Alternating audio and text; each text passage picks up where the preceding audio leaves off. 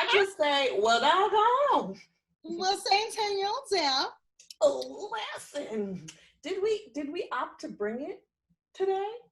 Did you just tell the people that? Are we good? Because my window is open. Am I all right with hearing stuff? You see, I didn't want to mess up my hair, so I don't have my headphones on. Oh. See, how does it sound? Should I close the window? Yeah. I don't hear it. Is there a police car, or is that in my window? It's got something. I'll close it. I'll close because I didn't have black. Listen. You're fine. You sure? Mm-hmm. Because it's getting a little hot in here. Like all of a sudden, remember I said it was like light over there, and that all of a sudden I'm looking. I came back and it's like bright, and I'm like. And listen, you know.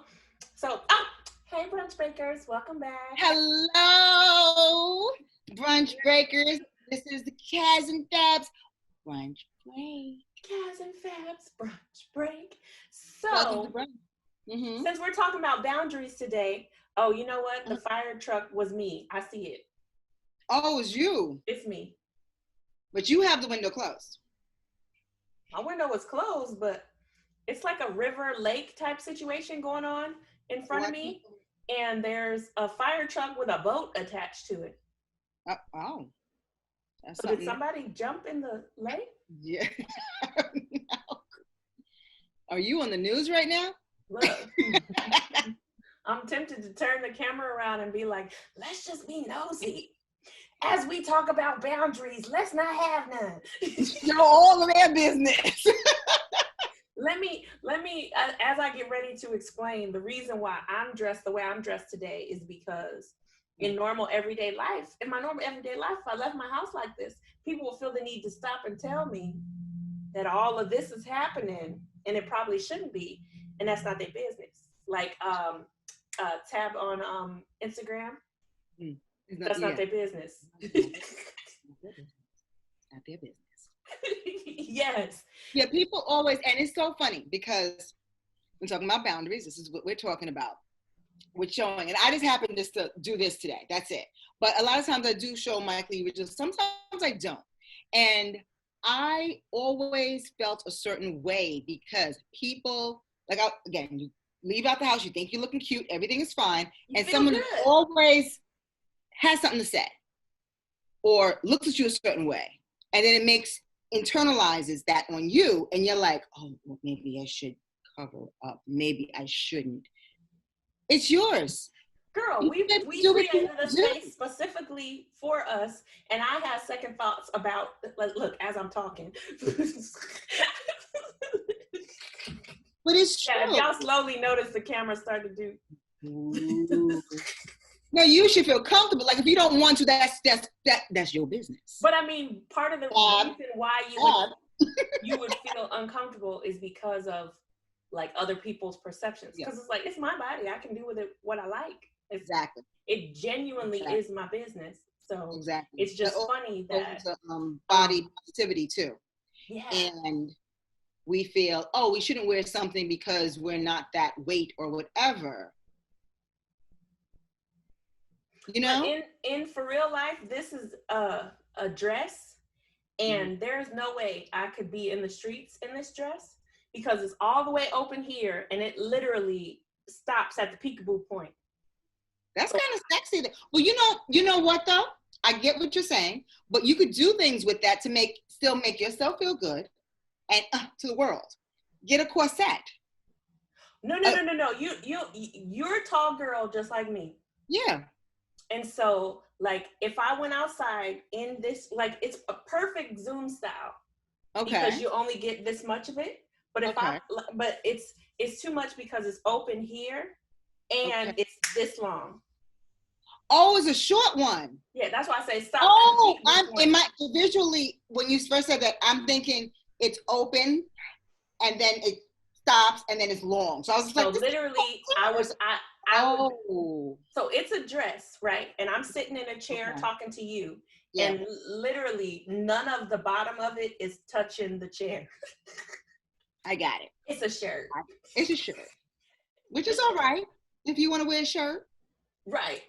It's all Especially right. when we Zoom, we're meeting We can do virtually. this. And this is ultra long. Yeah. This is just, like we said in other episodes before, Kaz and we know each other. So this I was going to give to you, remember, for your baby shower. That's what I said. As soon as I saw it, I was like, and this is a Norma Kamali. Yes, I'm plugging. But it's real stretchy, like comfy, but still a little And us tall girls, it's mad long. Yes. Mad, and the sleeves long. But I love the contrast of us today. That yes. I came half dressed and fully dressed. But it's just, I think that like it's so cool to have the space to talk about boundaries. Yeah. Because normally when you're having conversations with people about boundaries, it's incredibly uncomfortable because all people hear is, so wait, you're going to place a limitation on how I'm able to interact with you? Actually, no, thank you. I'm good. And it's like, but the boundary's not for you. It's actually for me. But everybody takes everything personal. Everything is personal. And I had conversations with my mother. I've had conversations with old partners. And if I say something like, you make me feel, or I'm feeling, so I would like, it's, but. Let's have a whole other conversation, not about what you're addressing. When I was going to therapy, I told you when I was going to therapy, when I first went to therapy, my therapist, it was on a Thursday. And I go Thursdays too. You go Thursdays too. I need to go back. I need to get back. We need to talk about that, of where to get a new, because I think my insurance doesn't cover my therapist anymore. Girl, therapy for Black girls, open path. Therapy. So that's really, that's a good one. That is good. Therapy for Black girls is a directory. And so you're able to just look and find, and it tells you like but open path does the sliding scale. So regardless of what your insurance income is, you're able to have access. And also there's so many resources now because of COVID and because of like, I'm trying to think, was that us talking about that? Where people, I was listening to the Fluffy Girl Fit podcast. Yes. And they were talking about how people spending the time with themselves really created an environment where they realized they needed to talk to somebody. Yes. Because now all of a sudden you don't have the escape of going to work. You don't have the escape of doing all these other things that you're stuck with you. You're stuck with you. And this is a lot that goes on. But what I was saying when I was going on Thursdays, I started to go on Thursdays when I first started going to therapy. And my therapist is like, and it wasn't all about childhood. It was about things about the future, the past, all kinds of stuff. But what did come up, I love my mother dearly. We all know Mama Minerva. She'll be on here. Or both our mamas will be on here. Yes. And both of them don't believe in boundaries. No. But we have to understand, and we know. Yeah, we know. So she said, my therapist suggested, okay, so this is your day for you. You're finally going to therapy. Cut the phone off when you get home. Get yourself a good meal, something that you like to eat. Relax. And do not speak to your mother. Like, literally, that's the day. And tell her, Ma, I'm doing this. So when I come home, I'm not going to call you. Because I'm also an only child. So I'm the only girl. It's been, which again, I love our relationship. But at times. Especially after counseling, because we're processing stuff. It's working through stuff, and it might not have anything to do with nothing to do with her. Yeah, exactly. A lot of times, most of the times, it had nothing to do with her. So when I told her, I said, "Mommy, this is going to be my day, and I'll call you tomorrow. But tonight." Oh. so you talk about me? No, I talk about What are you, me. what are you saying? Oh, so, oh. And then if she would call me, because she got in the routine of not calling me, but sometimes it'll slip and she'll call, oh, you're doing that today. Oh, you're there. Oh, okay, I'll call you tomorrow. Like I'm some type of project. I don't know. It's like weird. But I think it has to do with not being accustomed to like and someone telling them, applying to you. Someone telling them stop. Yeah. Stop. And it's hard to do it though. Mm-hmm. I think that like prior to AJ, like and actually prior to getting, like before I got married, I was very bad with other people's boundaries. Like I was quick to be that girlfriend that's like, oh, he said what? Oh, we gonna go. And we're gonna talk about that. We're gonna talk about that. I'm gonna bring something up. It's so funny. It's true because you're a change lady. When we first met, I was dating somebody, and it was good. It was you know who? Okay, yeah, I had to make sure. Who at that time? Yeah, that's all. Because I've known you for a long time, so I was like who, which one? But when we first, you got to say, do I like him or not like him? And it was some issues here and there, but you were very much that girlfriend. Like, no, he need it, and then I'm like, okay, and I'm very much the okay, maybe I should instead of saying this is my. Mind your business. Because when you met me, I wasn't married. Yeah, but you had your issues with yours because we all have. And I'm like, ooh, and I had to go. Wait a second. She had the perfect relationship either. But like. But then I realized people do that to each other. You know. And it's also very easy to what do they call it? Monday morning quarterback, where I can tell you everything that you did wrong or every place that you need to correct, and I don't have to actually play in your game. Yeah, and you playing basketball, and I'm giving you tips on soccer. People doing things like that, which people do that all the time. That's why people say, don't tell your girlfriends about your good. Don't tell, because people do that. I was the worst.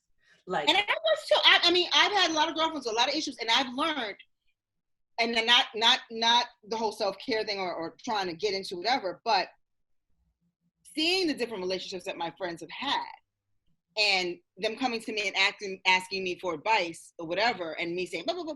I had to say, wait a second. Yeah. Just listen to you. I'm here to listen. And if you ask me for my advice, okay. But then at the end of the day, it's up to you. It's up to him and whoever else is in that. Yeah, because like at the end of the day, I'm not. I was like Renee Watkins on Instagram. She teaches the twerk yoga class we took. Yes. And she did the meditation that we did. And she was like, if you're not feeding, financing, or effing someone, your opinion actually doesn't matter. It was like, ooh. Yeah, like you can weigh in, but as far as I had to learn it too because I would get, he did what? And just that's not. And then when I started getting older, and my friends started getting married, having kids, I'm still single by myself. Married, and everybody done told you what you should or shouldn't do with the person that you like. But everybody else is booed up, ringed up, whatever, regardless, and working through their issues because everybody has to work through issues. But I'm like, everyone else is going on with their life. Why does it seem like I'm not? Because I really listen to everybody, and it has a lot to do with me being an only child too, not having sisters or brothers. So then when I got my girlfriends, that's like my sisters. I never had that. So I'm listening to everyone. Except Fab.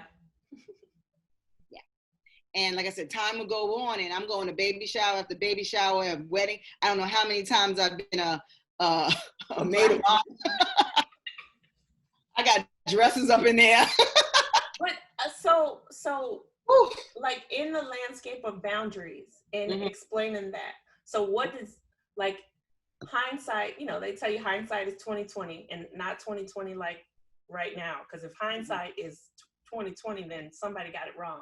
Mm-hmm. But so what did you learn from that about the boundaries? Because like there's not a specific place. I know that you respond differently to me when I make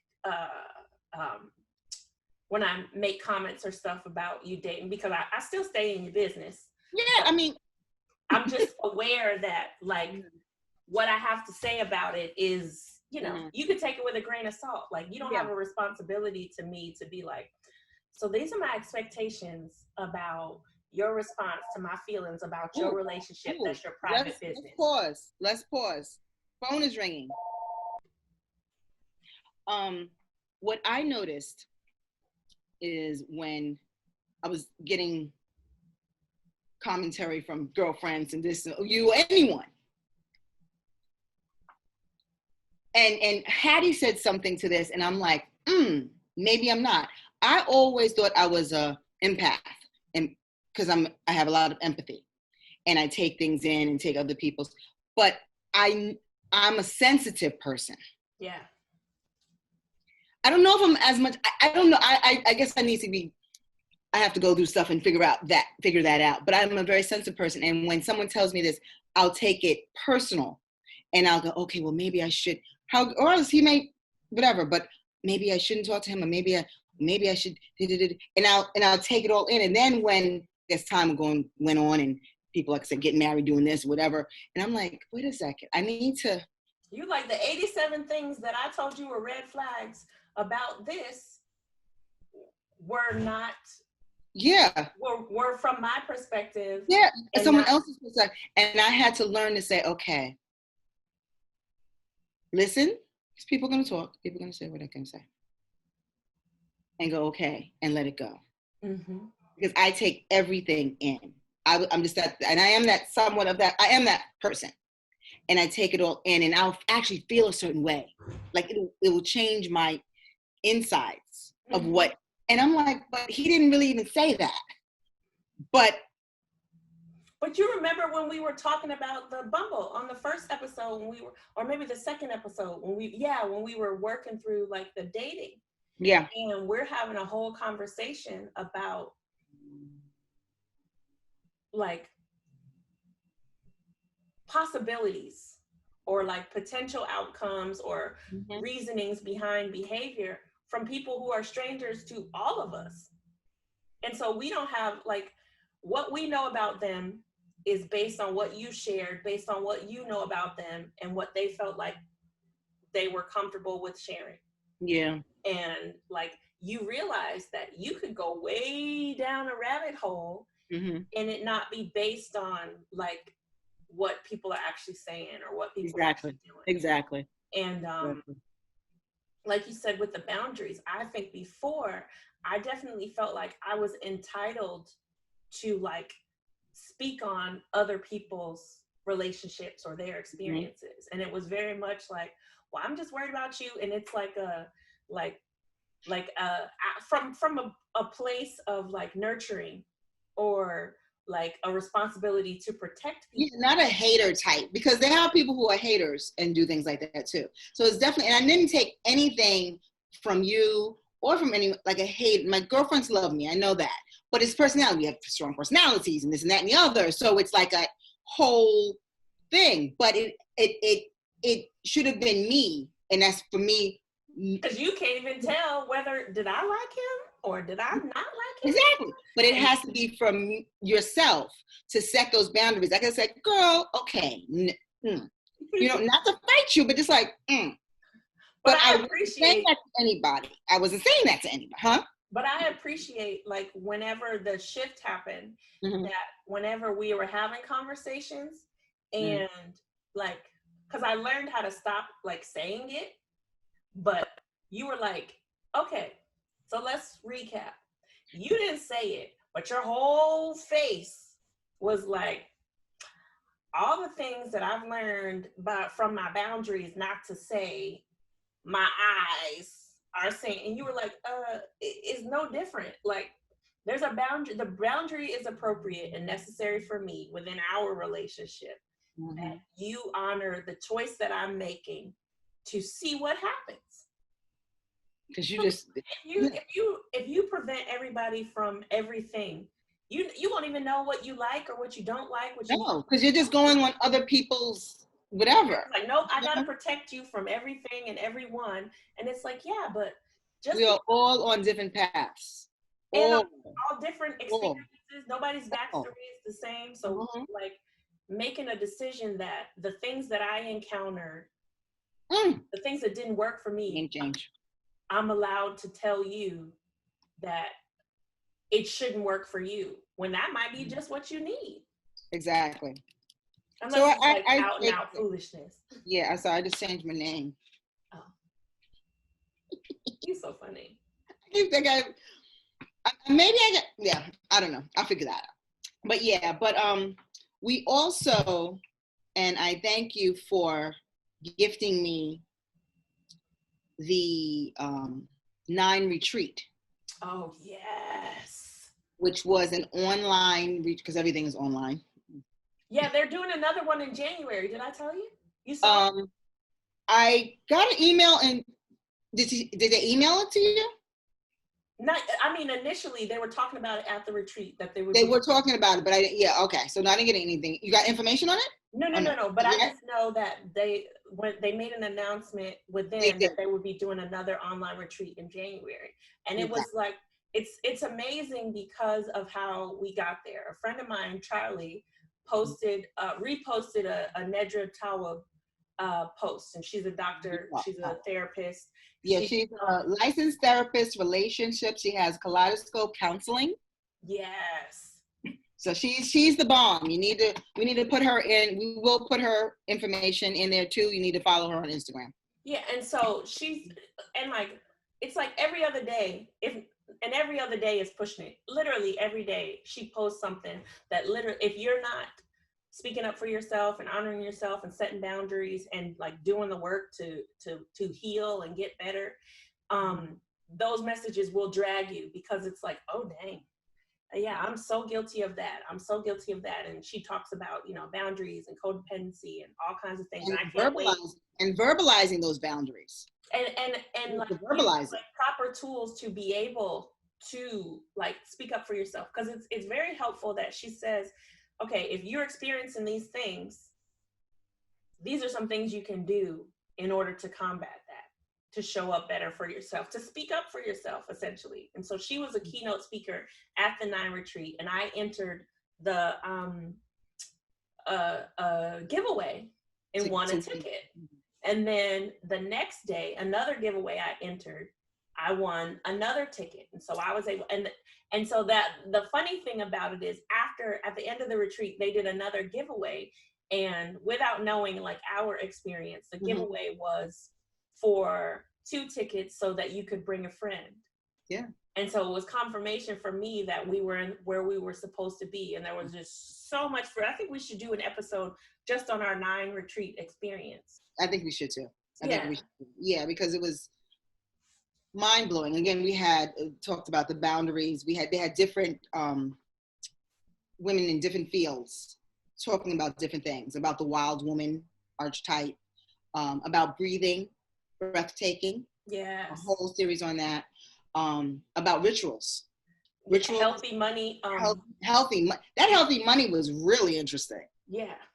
Because it's we're gonna have to circle back and do a whole conversation about that, because there was so much fruit in it. It took so much notes, so many notes, and like being able to watch the playback is amazing.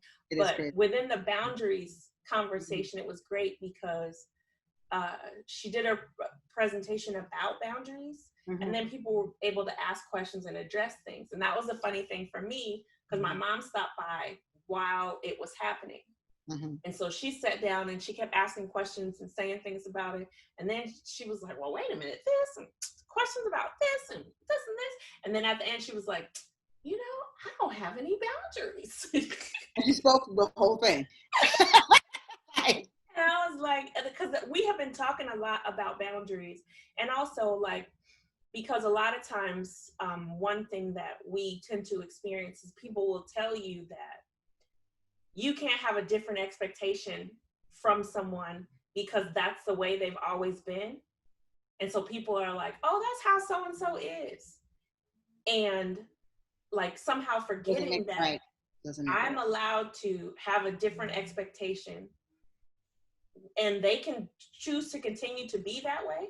Mm-hmm. But I can choose not to allow that behavior. And people are so quick to tell you, oh, well, this person has always been this way. That's just their way. That's just they are. But like, if it's wrong and inappropriate, I'm allowed to set a boundary to protect myself. And I didn't get good at it because it just wasn't a part of my experience. Yeah. That I'm very flexible, go with the flow, figure it out. Mm-hmm. And then you learn that, you know, people will steamroll you because they feel like, well, I'm allowed to do whatever I like and you need to make an adjustment. And after I had AJ, I had to learn how to be like, actually, no, that's not how this is going to work. Because did it help you having a child to shift that way when you had a child to do that? Because they say you change when you have. I think because I didn't have the capacity to be all things to all people, Mm-hmm. because the reality, like it gets very real that grown-ups can take care of themselves. Mm-hmm. And so having this small person that is completely reliant on you, like your body is food, like nurture, nourishment, all of these things to this tiny human who actually needs you. Mm-hmm. And so you realize that in a lot of instances, other people just want you to do stuff. And if you don't do it, it'll still get done. And so you're allowed to be like, well, wait a minute, like I don't have space for that. Yeah. Because I need to be able to do, because the boundaries are essentially giving yourself room to do the things that you need to do for yourself, for your family, for what, like it's literally showing up to say, I need this for me.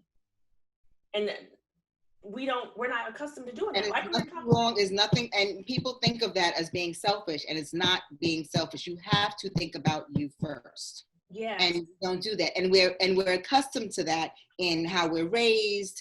If it's like your situation, you're the only girl, and that you had to be a certain way. I'm an only child, a certain way. Different cultures of how we could speak, not speak. We're told to be shut up and don't say anything as children. To be seen and not heard. But when you get older, they're still treating you like that. You could do, and I'm not just saying parents, but just people in general, or family members or whatever, and it goes on in life like that, you know? So it is a selfish thing, but it is necessary. Because that was one of the quotes from the retreat. She said, Nedra Tawwab said, there is nothing selfish about honoring yourself. And so it just shifts. And just like the conversation we had last week with Hattie, when Hattie was explaining that she's very, very good at boundaries.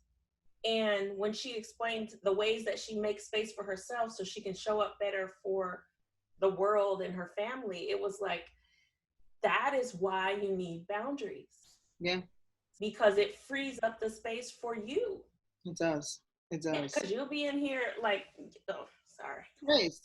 And then, you know, and it does things to people, and you see when people don't over the years, and what it does to you physically and your health, and you get so many different ailments and stuff, you know, holding in ulcers, cholesterol within the, you know, all kinds of things happen to you, and you don't think no one thinks about it. No one thinks about it, you know. Along, I'm gonna say other things can happen to make that happen, but how you allow people to treat you, it will give an effect of your body, you know. So it all works through. And that's the other thing about that, in the process of showing up for yourself and self-care, like we talked about self-care, is you don't realize, or we're not conditioned to believe that boundaries are a form of self-care. No. And how important it is to just say, okay, in this situation, because I think it's very hard to do it at work as well. Because there's an expectation that you get a paycheck to come and do what I told you to do. Yeah. But it's not unreasonable to say, okay, this is not okay with me, or that is not okay Yeah. with me. Because Yeah. sometimes people do stuff because they're accustomed to doing it, Mm-hmm. and Yeah. not because it has anything to do with your job or anything to do Yeah. with how people No, are supposed and to then be. a lot of people, which a lot of people do, and it's hard, it's really sad. They, whatever they're going through at home, which is their business or whatever, Yes. but they bring it in to the workforce. And vice It's like versa. an act out. It's like an act out. And if they are your supervisor or whatever, you could tell. It's like, why do I feel like I'm in an abusive relationship right now? Because you might be. Yeah, and you have to have that sit down. That I'm not feeling comfortable, I'm not feeling safe, or I'm not feeling appreciated sometimes. And especially when you work in environments where there's lots of hierarchy, where there are people with an incredible amount of power, and it just trickles down, and you realize that, okay, because this person treats the people around them this way, at each level, the way that people are treated is degraded. Yeah. And so it's like people So screaming at people, and people being nasty, and people being awful. And you're like, wow, like, yeah. I would never talk to somebody like that, because I'm a person, and I honor the fact that you deserve at least, like, it doesn't take anything to be kind to people. And so when you encounter like people who are just nasty for no reason, it's like, it takes more energy to be nasty. It takes more energy to be nasty. It takes more energy to be nasty. And it sits with you longer.